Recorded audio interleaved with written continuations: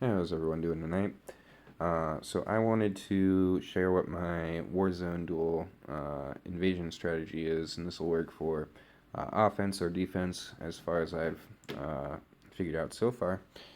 But the whole thing is based off of having your more powerful players come in and help your other alliance members gain as many points as possible without losing as many troops as possible.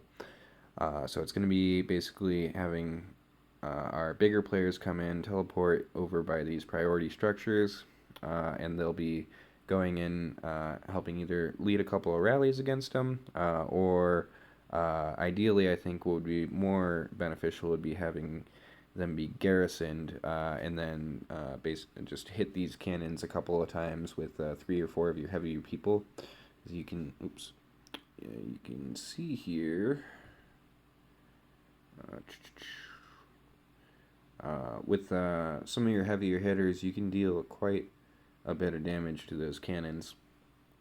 And if you just hit them with a couple of times, if your march distance is only a few seconds, then you can clear them out pretty quick. And you'll be able to have your people who are garrisoned in your base go and garrison the cannons. And that will be really quick, so they won't have like any time to go and reinforce them before you guys go and get all set up inside of there. And once when you're set up in there, we'll have the opportunity to come and basically just screw over all their bases that are either in the mud or if they're up outside the capital, then we can go and start attacking those as well to cause chaos and distraction and stop them from attacking the cannon. But this is all going to be done by basically having our shielded players come over to these unoccupied mines. I think they have to be unoccupied to be able to send troops over to them while you're shielded. But you'll go over there, and let's just say, like this base over here, for example, is the one that's going to be teleporting over and attacking this giant cannon. So we'll post our coordinates in chat beforehand, or the cannon in chat beforehand, rather, I think would be easier. And you'll just have your troops come over and start to get lined up with it. And it might be a little harder to find mines, I'm not sure. We might need to clear a couple of them out before we actually start doing a lot of this so that you guys can move between them. But basically, once we get lined up with the cannon, you'll go and start to march your troops back and forth. So that once when we do teleport in, you're going to have a really short march time for your garrison, and they won't have much time to come over and counterattack us before we're able to do our damage. And also, you'll be able to get into that cannon faster, like I was saying. And if we do end up doing rallies, then you can join off of a rally really close like this also. It'll be like a 2 second march time to our base from your squad out here. So benefits all around when it comes to that. But yeah, as you can see, once when we appear and your squad is over here, you just go and click on it, garrison, or join a rally, whatever you're going to do. And then go from there, rinse and repeat. If you end up getting sent back to base, then just send your squad back out hovering, getting ready to join the next time that we come over and take that cannon back.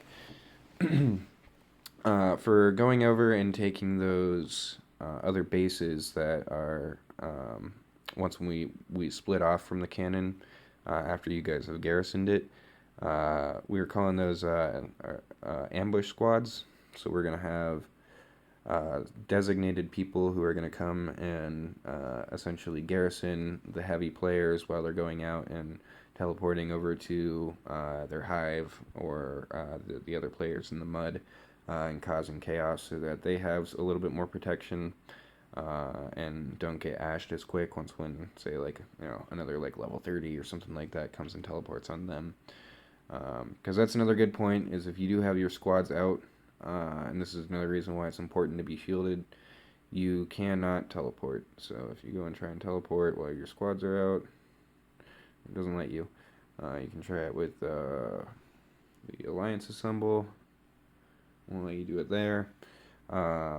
and I'm pretty positive I won't let you do it with the Alliance Assault thing either. So it's just important to note that if you are going to be attacking something, you want to try to have short march times. You want to try to have some protection so that you're able to get out of there without being ashed as fast as possible. That's one other thing that we figured out in the last event was even if you have no squads on your wall, you still lose troops. It just doesn't show in the report. So it's between 300 and 1,000 troops every time you get hit, regardless of if you have squads defending or not. And if you get ashed like that, then you can lose your whole drill grounds pretty quickly. So it's important to have a little bit of help when it comes to that, and that's the main reason why we'll be doing it like that. Yeah, a couple more key important things to note for this event. If you do decide to go unshielded or something like that, then you always have the, since it's on Enemy Buster, you have the free teleports. You want to use those very strategically, so try and get close to the targets that you're going to be attacking, so you have a short, oops, so you have a short march time when you're coming back, and you can teleport easily to get away from anybody that's going to be trying to counterattack you. So those are very helpful. And as a defense strategy, this is all, perfect. But if we're going and doing a little bit of offense, and say their whole server is done like this, where we're surrounding the capital, and they're all shielded or something like that, we're not able to make space, then we would come in, take all of our shielded players and put them behind them, and just have their squad start to come out and roam in between the cannons and get ready to garrison them. So it's not the biggest deal in the world. It makes it a little bit slower to bring troops back and forth, but overall the strategy still should work. And if we do this, then we'll be able to get as many points as possible without losing as many troops as possible. It's also super beneficial this way, because if the bigger players are coming and clearing out all those smaller players and those giant cannons, then we're going to be burning their troops away way faster than they're going to be burning ours, and it's just going to be win-win-win. So these are all of our thoughts. If you have any questions, then obviously feel free to reach out to any of the R4s, right in the Alliance chat or anything like that. We'll be more than happy to help you. Other than that, you guys have a great rest of your night, and I will talk to you later.